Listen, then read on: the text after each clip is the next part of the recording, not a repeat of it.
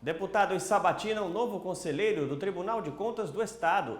Com mais de 5 milhões de chips ativos, telefonia móvel lidera ranking de reclamações na Paraíba. Ex-jogadora da seleção de basquete, Janete, visita João Pessoa para revelar novos talentos. O que são as famosas pedaladas fiscais que levaram o TCU a recomendar a reprovação das contas de Dilma Rousseff? E ainda, reta final para o Enem, as dicas essenciais para quem quer se dar bem nas provas. Quinta-feira, 22 de outubro, Assembleia Notícias, segunda edição, está no ar.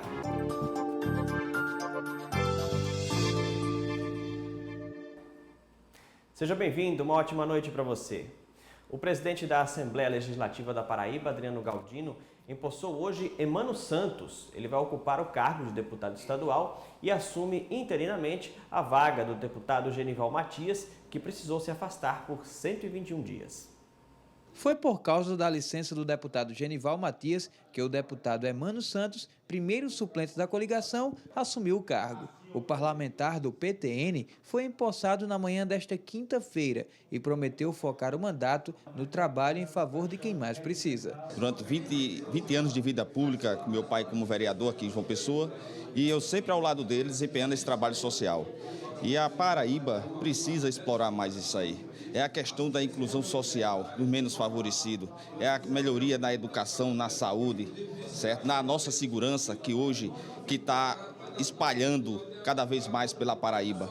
Então, é isso que nós, os paraibanos, estão esperando do nosso trabalho. O deputado, que é filho do vereador de João Pessoa, João dos Santos, falou que vai compor a base de apoio ao governo. A minha colocação como primeiro suplente, assumindo uma licença do Genival Matias, que é do PTdoB, que é da situação do governador Ricardo Coutinho, eu estou aqui para atendê-lo em prol da Paraíba. O que for bom para a Paraíba, eu estou aqui para ajudá-lo. O presidente da Assembleia acredita que o novo parlamentar pode dar uma grande contribuição na casa de Epitácio Pessoa, por se tratar de um político que vem das camadas de base. Muita alegria, a casa recebe um novo deputado, o deputado Emano, que vem das bases, vem do proletariado, representante aqui da capital, como mais especificamente de Mandacaru. Mandacaru deu uma votação esplêndida a ele, uma votação muito bacana. Então eu vejo com muito entusiasmo a chegada de Emano aqui e espero que ele possa fazer um grande papel, a exemplo do que estava fazendo o deputado Genival Matias. Hoje, no plenário, a Assembleia Legislativa da Paraíba aprovou por unanimidade a nomeação do advogado Marcos Antônio da Costa para ocupar o cargo de conselheiro do Tribunal de Contas do Estado. Ele passou por uma sabatina com os deputados. Marcos Antônio da Costa já é servidor de carreira do Tribunal de Contas do Estado há 27 anos, no cargo de auditor fiscal. Ele foi o nome indicado pelo governador do estado para ocupar o cargo de conselheiro do TCE, no lugar do conselheiro Humberto Porto, que se aposentou em abril deste ano. O Tribunal de Contas do Estado é formado por 7 conselheiros, 4 deles por indicação do Legislativo e 3 do Poder Executivo. Esse é o caso do auditor fiscal Marcos Antônio da Costa. A Constituição determina que a pessoa indicada pelo Executivo seja sabatinada na Assembleia, e foi o que aconteceu na manhã desta quinta-feira, na reunião da Comissão de Constituição e Justiça. O indicado ao cargo foi questionado pelos deputados sobre como pretende atuar no tribunal e recebeu elogios pela trajetória no serviço público. Pela primeira vez na história da Assembleia, a gente teve a condição de sabatinar uma indicação por meritocracia, né? O nosso conselheiro sabatinado hoje, Marcos Antônio da Costa, ele vem a esta casa, ele chega a essa casa pelo seu reconhecido serviço prestado e não veio por antiguidade, ele veio por competência, pelo seu perfil. E para mim muito me alegrou ter podido mediar, conduzir essa sabatina, tanto aprendendo como inscrevendo mais uma página da história. O conselheiro substituto não substitui apenas na ausência do titular. Ele tem um número de municípios sob sua responsabilidade quando eles relatam os processos. E o conselheiro Marcos Antônio da Costa relatou e propôs e algumas vezes votou. Na qualidade de substitutos sem efetividade ele propõe, na qualidade de substituto do cargo ele vota, mais de 7 mil processos. É mais do que o suficiente para provar que ele tem a experiência e tem toda a demonstração de capacidade para ocupar o cargo. Ao final da sabatina, a indicação foi aprovada e levada ao plenário, onde também foi aprovada por unanimidade. Homem preparado, homem tranquilo, homem que realmente conhece o tribunal, que tem mais de 20 anos no tribunal, e eu acho que o governador fez uma grande escolha, ele será um grande conselheiro. Sempre me pautar, como já venho me pautando, na existência do bom senso nas minhas decisões, das decisões dos meus votos, das minhas propostas e utilizando o que disse aqui anteriormente. O meu ponto de vista é que a minha meta que é de sempre fazer justiça e nunca cometer um ato de injustiça com ninguém. Falando agora sobre as atividades de ontem, à tarde foi realizada uma audiência sobre a doença de Alzheimer. A proposta foi do deputado Ricardo Barbosa, que estava viajando em uma missão oficial, e por isso quem presidiu os trabalhos foi o deputado Inácio Falcão.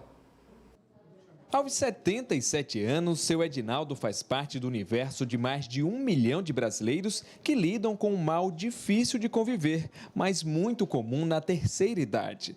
O diagnóstico veio em 2012, quando algumas mudanças de comportamento deram os primeiros sinais de que o aposentado estava com Alzheimer. Eu perdi o controle regimental por força do meu cérebro, que estava sendo dolorido da doença, não sentindo pancadas, nada disso. Apenas eu fiquei alheio a um mundo de coisas, sem segurança no que eu podia falar, no que eu podia ser acometido, em tudo, né? Começou com as confusões, né? Ele fazia muita confusão, assim, principalmente financeira, a parte financeira totalmente descontrolada, muito empréstimo. E a gente começou a investigar, até assim, a gente chegou até a segui-lo para ver, né? E foi assim, até ele se aborrecia com a gente, porque ele sempre foi muito independente. Mas aí depois, até que a gente chegou, marcou um médico, fez a consulta, fez o exame, detectou a doença. Aí a gente procurou, voltou para o médico e começou a medicar. 3 anos após o diagnóstico, seu Edinaldo está com a doença que não tem cura controlada. Mas isso ele só conseguiu graças ao diagnóstico precoce. Ter descoberto logo no começo, isso foi importante para que ele esteja com saúde. Fez muita diferença, muita mesmo. Porque a medicação é que segura, né? E o cuidado em casa, a alimentação. Ele se alimenta muito bem. E para conscientizar sobre a importância do diagnóstico precoce, a Comissão de Saúde realizou uma audiência pública sobre o mal de Alzheimer. O debate foi proposto pelo deputado Ricardo Barbosa e presidido pelo deputado Inácio Falcão. Hoje nós temos as técnicas na medicina onde se pode detectar esse tipo de patologia. E o que é importante discutir aqui na Casa de Deputados Pessoa é justamente para informar a sociedade, o povo paraibano, como procurar os médicos capacitados para detectar essa enfermidade. A audiência reuniu portadores da doença e familiares, além de representantes de entidades de classe, como a Associação Brasileira de Alzheimer, que destacou a importância de se discutir o assunto. É importantíssimo esse debate da doença de Alzheimer, tanto também para sair na TV, porque quem está em casa vai saber que existe uma associação, né, que precisa cuidar e que tem tratamento e onde procurar. Essa quinta foi marcada por um encontro de pessoas que trabalham com ouvidorias. O objetivo foi trocar experiências que deram certo em processos de implantação desse tipo de canal de comunicação entre o cidadão e as instituições. Debater sobre a importância das ouvidorias para o fortalecimento da democracia participativa foi o objetivo do 2º Encontro Paraibano de Ouvidorias Públicas e Privadas. A prioridade é o fortalecimento das ouvidorias públicas e privadas do Estado da Paraíba. E mais que isso, nós trocamos experiências exitosas, onde essa troca de experiências fortalece porque faz com que outras ouvidorias possam conhecer o trabalhos exitosos e possam também incorporar esses trabalhos às suas ouvidorias. O negócio da ouvidoria estabelecer o diálogo entre a gestão e o cidadão, né? É ser essa porta, fazer essa mediação de diálogo. Quando a gente fala em ouvidoria, é óbvio que para poder permitir essa mediação, algo fundamental é a autonomia da ouvidoria. A ouvidoria é um serviço aberto ao cidadão para escutar as reivindicações, as denúncias, as sugestões e também os elogios referentes aos diversos serviços disponíveis à população. Hoje as ouvidorias fazem um processo de resolução de conflitos, mas de uma maneira muito pouco técnica. Nós estamos buscando esse aprimoramento técnico para que a gente consiga uma maior efetividade na resolução de conflitos pelas ouvidorias. Durante o debate, a ouvidora-geral da Assembleia destacou a importância do instrumento facilitador das relações entre o cidadão e o parlamento. Uma das ações é a de divulgar as leis estaduais. Nós trazemos exatamente a divulgação do papel da ouvidoria da Assembleia Legislativa do Estado da Paraíba, que é exatamente fazer a divulgação da legislação que é produzida pela Casa, para que o cidadão se empodere dessa legislação e cada vez mais traga o cidadão para esta Casa Legislativa. Os canais de acesso às ouvidorias estão abertos através de e-mail, sites, telefone ou mesmo pessoalmente, onde o cidadão expõe suas cobranças com todos os detalhes, que permitam ao ouvidor encaminhar aos setores competentes e, junto com eles, seguir passo a passo o andamento do serviço até a resolução do problema. Daqui a pouco, o consumidor não tem dor de cabeça só com os bancos. A telefonia tem gerado muitas reclamações. E vamos saber a polêmica em torno de um projeto de lei em Brasília que trata sobre o aborto. Nós voltamos já.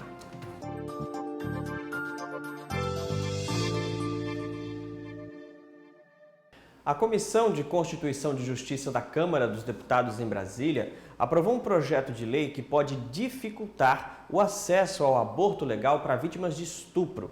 E aí, o que você pensa sobre esse assunto? A reportagem é de Vanderlei Filho. Vários pontos do projeto do deputado Eduardo Cunha geraram polêmicas. Um deles é a exigência do exame de corpo de delito para que a mulher possa provar que foi vítima de violência sexual e assim receber o atendimento emergencial de saúde. Segundo os grupos de direito das mulheres, o projeto representa um retrocesso. Para nós, do movimento de mulheres, movimento feminista, é um verdadeiro retrocesso, porque ele não só prejudica o atual caso, os casos previstos de aborto legal, por exemplo, como ele mina os direitos das mulheres. Ele traz um retrocesso no atendimento às vítimas de violência sexual e acaba minando direitos que já foram garantidos, retrocede. Um dos problemas do projeto é que, entre outras coisas, ele é genérico. Ele não especifica do que é que está se falando de meios abortivos. Então, alguém pode interpretar, inclusive, que a anticoncepção de emergência ela é abortiva. E isso vem retroceder. Outro ponto que também não foi bem recebido pelas feministas é que o projeto afirma que é proibido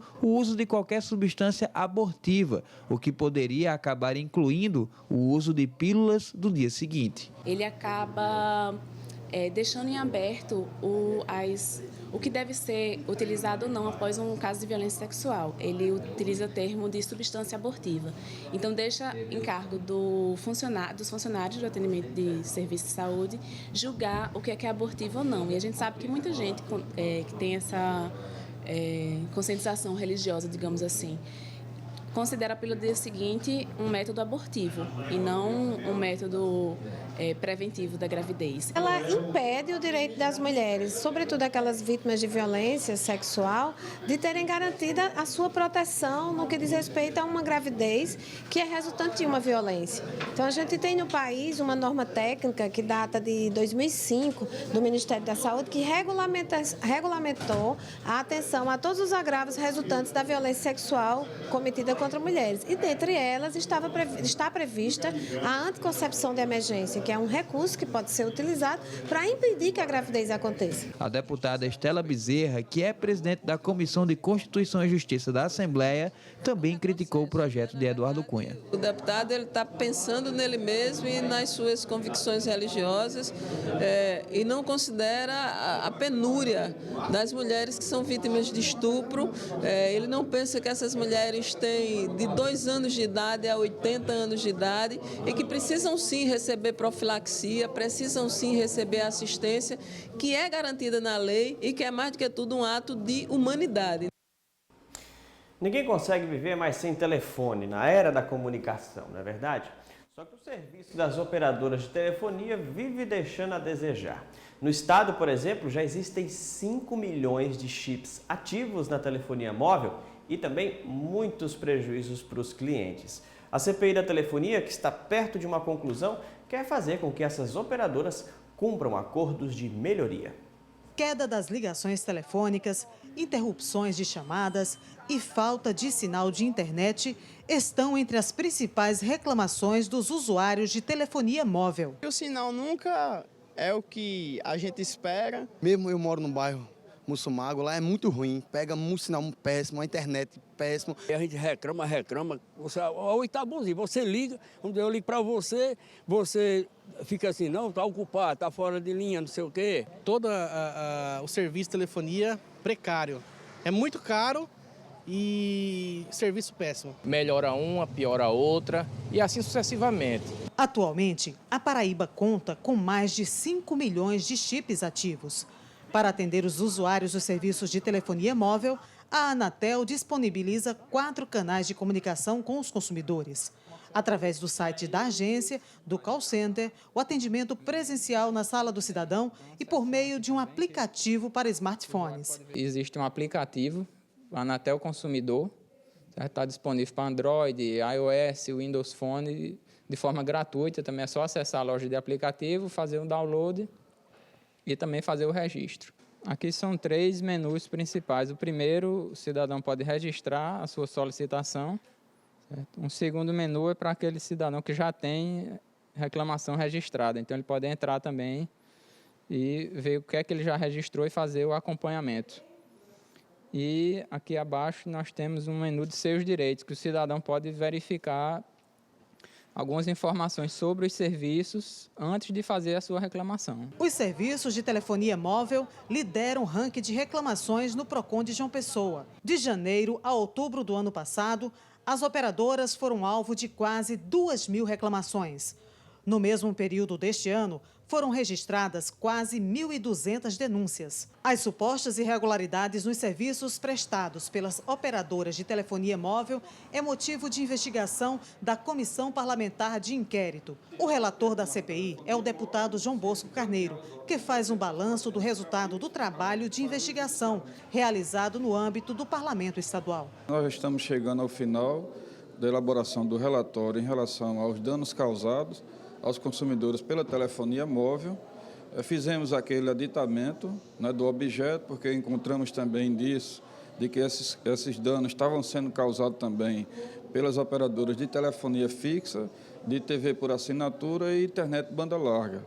Além disso, outros fatos, como sonegação de impostos, né, não cumprimento das metas de obrigação e de universalização de abrangência do serviço de telefonia. Solicitamos já as operadoras e elas vão se manifestar oficialmente à CPI, no sentido de que o que elas se dispõem a firmar termo de compromisso, qual é o objeto do termo de compromisso a ser firmado, que poderá ser firmado com elas em relação a esses danos causados aos consumidores.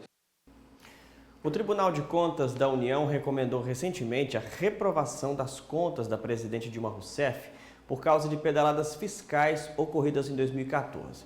Você já deve ter ouvido falar disso, mas se você não sabe o que são essas pedaladas fiscais, nossa reportagem explica para você agora. Pedaladas fiscais. Nunca esse nome foi tão ouvido no Brasil como nos últimos dias. Ainda mais depois que o Tribunal de Contas da União reprovou as contas da presidente Dilma, justamente por causa das famosas pedaladas. Mas, afinal, o que elas significam? Quem é que tem que pagar o seguro-desemprego? A União, o Estado, é federal. Quem é que tem que pagar o Minha Casa Minha Vida? A União. Quem é que tem que pagar os juros da dívida pública? A União? Você concorda comigo que isso é uma despesa da União? Perfeito. O que acontece? Isso estava no orçamento. Só que aí o que aconteceu? A Caixa Econômica Federal, o BNDES, o Banco do Brasil, bancos públicos, financiaram o pagamento dessas subvenções, o pagamento desses subsídios, desses benefícios.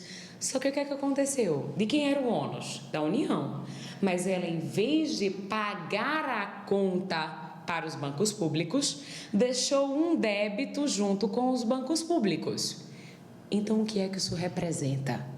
Isso significa uma burla nos objetivos do orçamento. Por quê?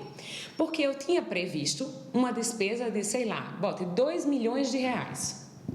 Eu tinha previsto uma despesa de 20 milhões de reais. Só que, se os bancos públicos pagaram todos os benefícios que eram de titularidade da União, você concorda comigo que a minha despesa vai ser muito inferior ao que deveria de fato ser? A arrecadação baixou em função da atividade econômica, então a receita foi menor do que o esperado. Mas a despesa que foi dita no orçamento, ela não foi a despesa que era para ter sido. Ela foi uma despesa muito menor. Por que foi uma despesa muito menor? Porque eu não paguei aos bancos. Então, quem financiou os benefícios que eram concedidos pela União? Os bancos públicos. Então, você concorda comigo que a União contraiu um empréstimo junto com os bancos públicos? Perfeito. Isso se chama operação creditícia. E isso é vedado pela Lei de Responsabilidade Fiscal. Ela explica ainda que esse tipo de procedimento acaba endividando ainda mais o país. Você concorda comigo que uma dívida que era para ser 5 milhões de reais vai passar a ser 6? Porque são juros. Então, o que acontece? É outra consequência da burla da Lei da Responsabilidade Fiscal. Além de você ter a burla do orçamento, você tem um incremento dessa dívida.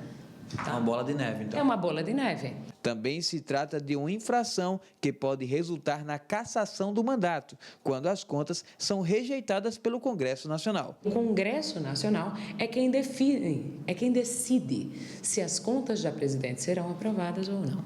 A rejeição das contas da presidente por parte do Congresso, já foi pelo TCU, mas por parte do Congresso significa o quê? Significa uma infração, significa crime que pode gerar, inclusive, o impeachment da presidente. Daqui a pouco, a visita da ex-jogadora da seleção de basquete, Janete, a João Pessoa. E ainda as novidades do palco giratório do Sesc. Nós voltamos já.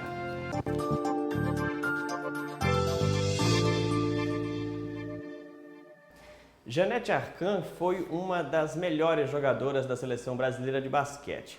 Mas depois da seleção, ela não quis sair das quadras e por isso criou um instituto que leva o nome dela e tem uma sede aqui na capital. Ontem, ela esteve em João Pessoa e falou sobre o trabalho que continua desenvolvendo no esporte e fazendo inclusão social. A festa era para comemorar o Dia das Crianças, já que ainda estamos no mês de outubro. E quem comandou a brincadeira foi justamente a pessoa que está proporcionando a toda essa galera aí a chance de sonhar com o futuro no basquete. Para poder chegar nos seus sonhos tem que tentar até conseguir. Não importa a altura, né? Não. A pessoa pode ser o tamanho, assim fazer uma cesta. A ex-jogadora da Seleção Brasileira de Basquete, Janete Arcan, é a fundadora do instituto que leva o nome dela e que dá acesso ao esporte a cerca de 700 crianças e adolescentes. João Pessoa é apenas uma das cidades atendidas pelo projeto. O Instituto Janete nasceu em 2002 na cidade de Santo André, no estado de São Paulo. A partir daí, se expandiu para outras 4 cidades. Dessas, apenas uma fica fora do território paulista.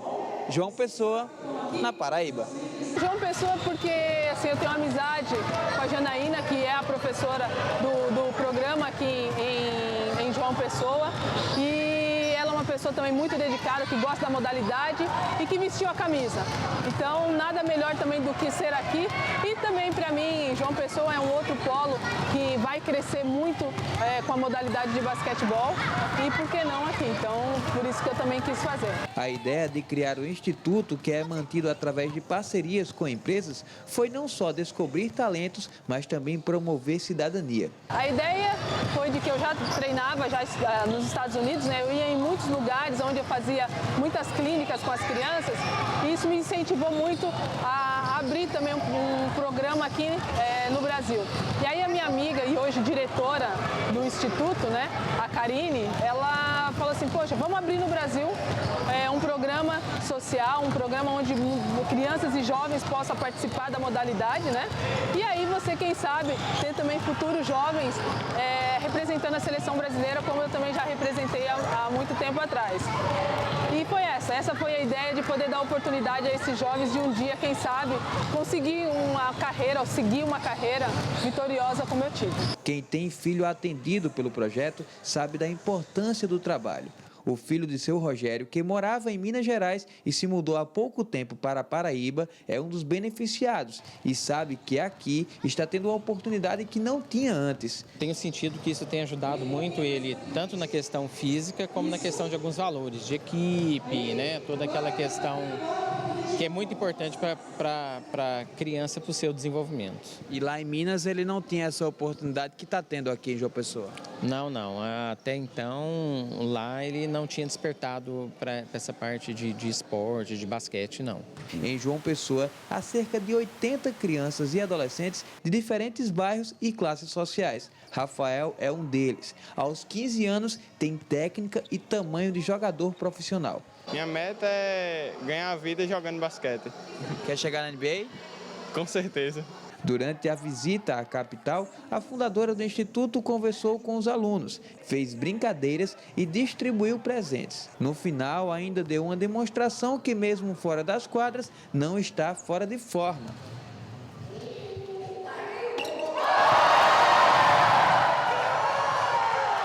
Não é à toa que tem tantos fãs. Quer ser igual a quem?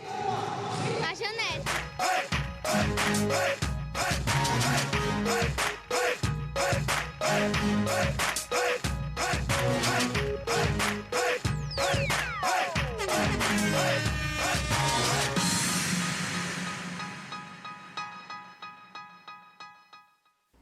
Bacana. As provas do Enem vão ser aplicadas no próximo fim de semana, nos dias 24 e 25 de outubro. São 180 questões a mais e a redação, aliás, são 180 questões com a redação, tirando o sono de muitos estudantes. Vamos ver como é que está a expectativa dos candidatos aqui na Paraíba, onde, apesar de a gente não estar no horário de verão, vai ser preciso ficar atento para o horário de Brasília, que regula a abertura e o fechamento dos portões nos locais de prova. Há poucos dias das provas do Enem, Gabriele é só ansiedade. Essa é a segunda vez que ela vai fazer o Exame Nacional do Ensino Médio e toda a expectativa é para finalmente conseguir a tão sonhada vaga no curso de Psicologia. Tá nervosa? Muito. O que é que você sente? A expectativa, aquela cobrança. Ano passado, primeira vez, foi mais tranquilo, mas esse ano agora é a prova. E para que o nome apareça na lista dos aprovados, haja dedicação. Até os fins de semana não são mais os mesmos. Eu estudo em casa, pesquisas, os professores estão me tirando dúvida.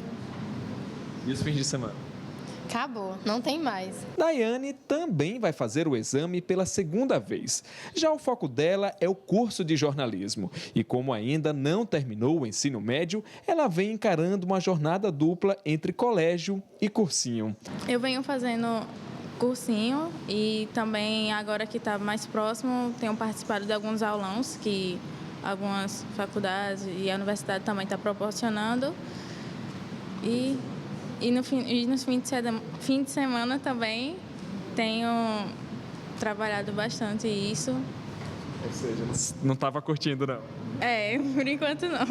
Toda essa preparação é para fazer bonito diante das 180 questões do Enem e da redação.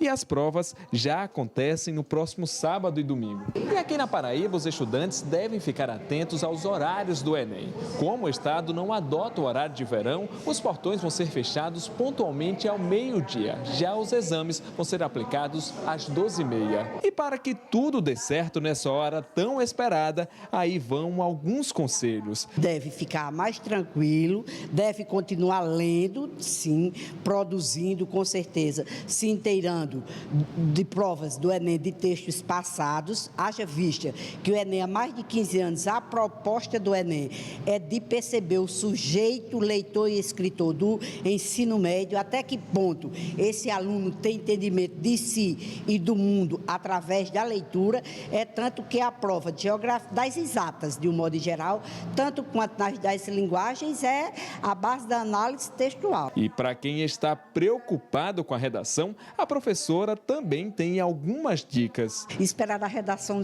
do Enem é esperar uma surpresa, porque até o professor de língua portuguesa, de cursinho, qualquer área onde ele esteja, ele é surpreendido pela temática trazida pelo Enem, que sempre a equipe busca trazer algo inovador assim, que ninguém pensa. Mas eu digo que dicas que eu dou para meu aluno é procure algo novo. Por exemplo, intuitivamente, procure sobre a PEC das empregadas domésticas. Mas quem já passou pela adrenalina de enfrentar o exame também sabe o que é importante nesse momento. Estou confiante. Uma coisa que eu aprendi é que, independente de qualquer coisa, a gente tem que acreditar.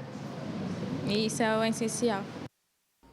Olha, duas informações bem importantes. Os estudantes, antes, pelo menos nessa noite, na noite de amanhã, durmam bem, durmam com a maior quantidade de horas possível para deixar o cérebro bem descansado, porque aí você consegue lembrar de muitos assuntos. E a outra questão, a gente vai reforçar o horário das provas. É 1 hora, horário de Brasília, mas aqui na Paraíba as provas vão acontecer ao meio-dia. Mas não custa nada reforçar também. Chegue antes da prova, chegue 1 hora antes da prova. Não deixe para chegar de última hora, porque toda vez a gente faz aquelas matérias onde as pessoas perdem o horário porque o portão fechou, não deu tempo. Se prepare e garanta uma boa aprovação. Agora vamos saber informações sobre o projeto Palco Giratório que está acontecendo aqui em João Pessoa. A repórter Juliana Teixeira tem mais detalhes. Este ano, o Palco Giratório homenageia o pintor Fred Svensen e o músico Geraldo Rocha Júnior. Inclui na programação pelo menos 25 espetáculos, além de apresentações musicais, oficinas e palestras. Uma programação geral que inclui teatro, literatura, cinema, exibição de cinema, de filmes paraibanos, a partir das 18h30, sempre desde segunda-feira até a sexta-feira, dia 23. E é interessante observar que o público em geral, não somente o comerciário e seus dependentes, tem acesso gratuito a essa programação. Todas as apresentações acontecem no Teatro do SESI. Pois é, e aqui no Sesc Centro, onde a gente está agora, acontecem as oficinas e debates.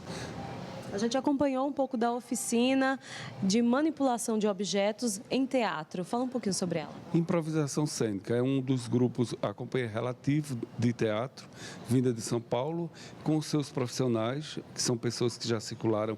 Inclusive, eles estão fechando a programação do Palco Giratório aqui na Paraíba, em João Pessoa e Campina Grande, e estão dando esse privilégio para a gente ter acesso à improvisação cênica e à manipulação de objetos.